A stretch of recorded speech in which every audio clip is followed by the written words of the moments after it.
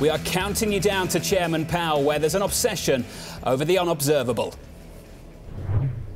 We're creeping towards a neutral rate. We are getting much closer to neutral. Managing policy around neutral. We're getting towards what people would describe as neutral. We can sit back and probably be a little more, not just data dependent, but even more casual about thinking about how quickly we need to get to neutral. They don't know where the right neutral policy rate is. The word probably, after we are far away from neutral, probably.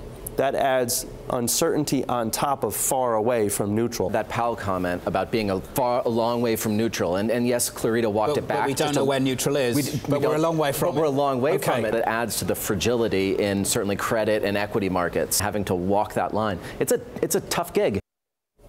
Joining me around the table here in New York City is Craig Bishop, RBC Wealth Management US Fixed Income Lead Strategist. Jonathan Golub with us today, Credit Suisse's Chief US Equity Strategist, and our finest and best, Bloomberg's Lisa Abramowicz. Do you like that? A little bit of a warm-up for you. I love it. There you go, Lisa. More, I want to please. begin this morning with the definition of the neutral rate, brought to you by the Dallas Fed President Robert Kaplan, who says the following: the theoretical federal funds rate at which the stance of the Federal Reserve monetary policy is neither accommodative nor restrictive. Lisa, it's unobservable.